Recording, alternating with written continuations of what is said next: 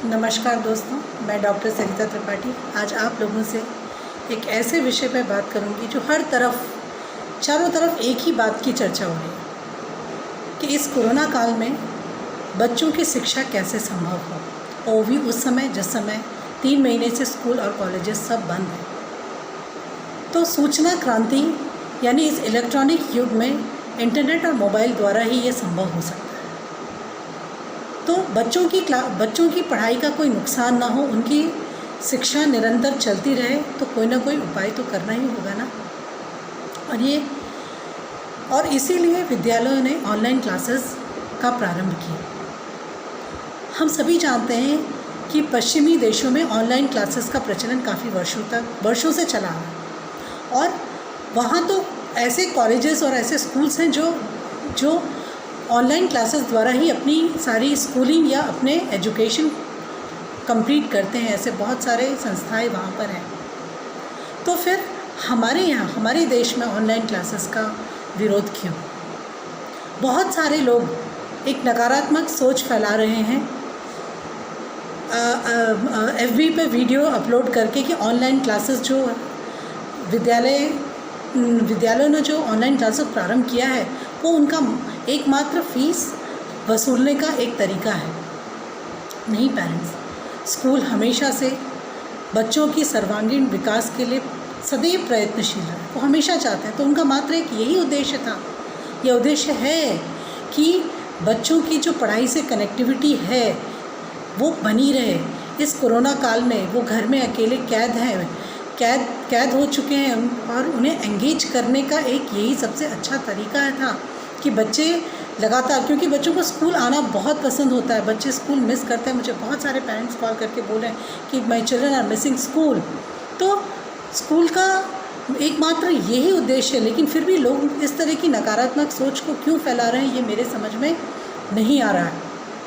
देखिए, एक न एक दिन कोरोना तो चला ही जाएगा, लेकिन ये ऑनलाइन क्लासेस का माध्यम जो है वो तो कंटिन्यू रहने ही वाला है।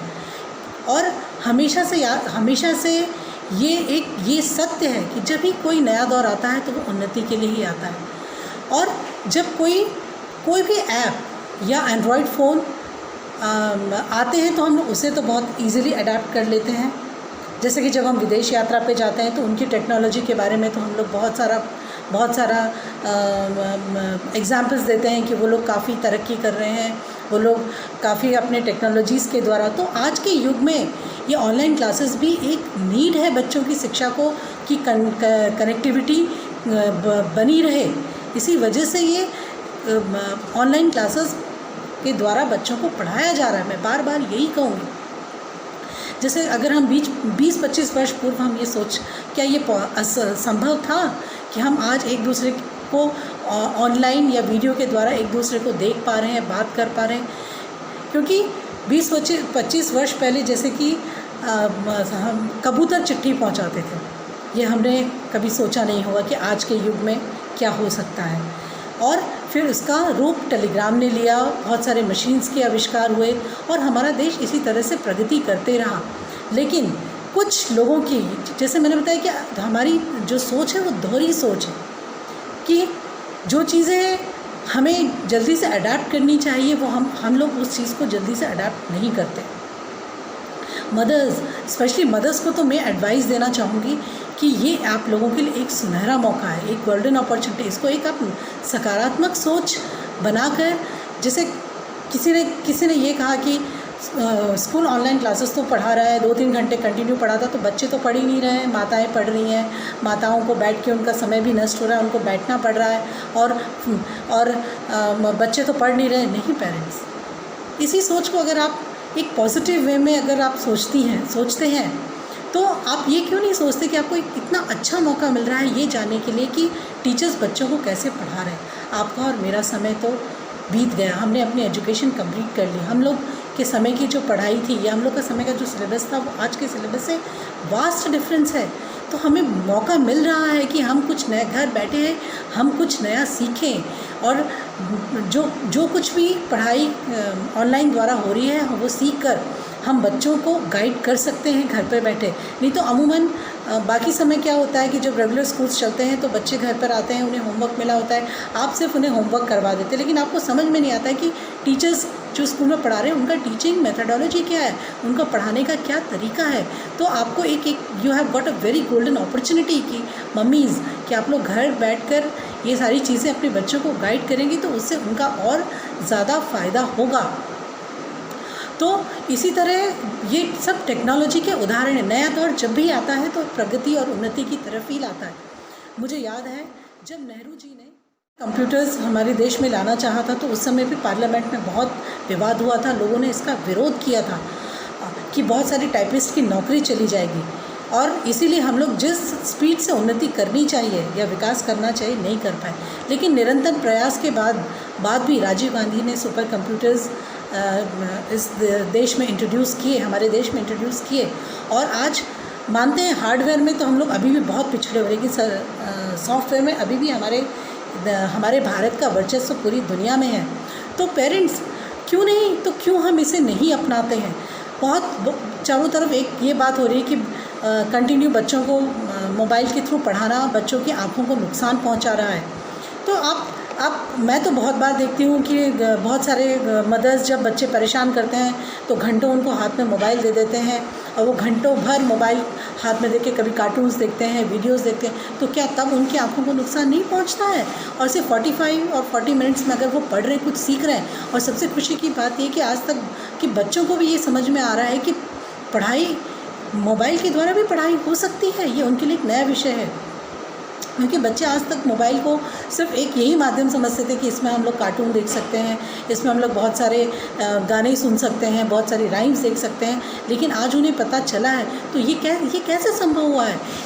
ये न्यू टेक्नोलॉजीज़, नई तकनीकी इंट्रोड्यूस के होने की वजह से ही आज हम लोग इस सब चीज़ों का फ़ायदा उठा पा रहे हैं, ये सारा लाभ हमें मिल रहा है। मुझे एक उदाहरण मैं और देना चाहूँगी। मुझे याद है जब when I was pursuing my PhD, तो उस समय 1990s में सोशलिस्ट आइडियोलॉजी जो थी हमारे देश की, वो लिबरलाइजेशन की तरफ जाने के लिए एक प्रेशर था हमारे ऊपर, क्योंकि super powers in Russia and America, this two were super powers. Let me not go into the detail of the history, but उस समय ये दोनों देशों का आपसी मतभेद होने की वजह से रशिया की आर्थिक स्थिति बहुत ख़राब हो गई। Russia's economy was completely collapse.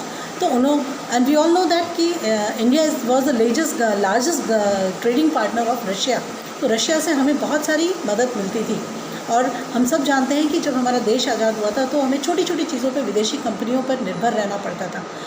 तो IMF ने, WTO ने भी कह दिया कि जब तक आप अपना मार्केट ओपन नहीं करेंगे, जब तक लिबरलाइजेशन को अडॉप्ट नहीं करेंगे या बाहर की विदेशी कंपनी आकर इस देश में अपनी पूंजी निवेश नहीं करेगी, तो हम लोगों की इकोनॉमिक अर्थव्यवस्था को हम लोग कैसे आगे बढ़ाएंगे।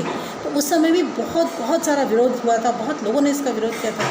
लेकिन देखिए आज हमने इस नए दौर को अगर अपनाया तो आज हम कहाँ हैं। हमारा नाम भी एक विकासशील देशों में लिया जा रहा है, और हम लोगों ने काफ़ी प्रगति की है। ठीक है, मैं मानती हूँ कि जो प्रगति करनी चाहिए थी, जिस स्पीड से वो प्रगति नहीं हो पाई। तो पेरेंट्स ये मान कर चलिए कि कोई भी नया दौर आता है तो या फिर ये टेक्नोलॉजी एक नीड है हमारे नए दौर के परिवर्तन। तो परिवर्तन को हम स्वीकार करना सीखें, हम अपनी सोच को बदलें, हम अपनी नकारात्मक सोच को बदलकर एक सकारात्मक सोचें कि अगर हम शीघ्र ये नए दौर को अपनाते हैं तो हमारी उन्नति होती है। अगर हमारे परिवार की उन्नति होती है तो हमारे देश की उन्नति होती है। तो आप ये चीज़ सोचिए कि ये ऑनलाइन क्लासेस हमारे बच्चों के लिए बहुत फ़ायदेमंद साबित हो रहा है। तो कृपया करके इसको हम एक नकारात्मक सोच को न फैलाएं, और साथ ही में हम सभी जानते हैं कि मानव का विकास जो है वो नई शिक्षा पद्धति द्वारा ही हुआ है। हम में से कोई भी इसे नकार नहीं सकता, क्योंकि शिक्षा जीवन का एक अहम हिस्सा है। तो उसी तरह जैसे आज बिना कंप्यूटर्स के क्या हमारा जीवन संभव है? नहीं है ना। बिना कंप्यूटर्स के हम कोई भी काम नहीं कर सकते। तो उसी तरह ये ऑनलाइन क्लासेस भी आगे चलकर हमारे लिए बहुत कुछ नया लेकर आएगी। तो पेरेंट्स कृपया करके इस चीज़ को अपनाएं, इस नए दौर को अपनाएं। ये आज इस नए दौर की एक ज़रूरत है। तो मेरे से आप लोगों से यही विनती है कि प्लीज़ अपनी सोच बदलें। ये युग बदल रहा है तो अपनी सोच को भी बदलें, और कोई भी नया परिवर्तन आता है तो उसे अपनाने की कोशिश करें, ना कि उसके बारे में हम एक नकारात्मक सोच फैलाएं।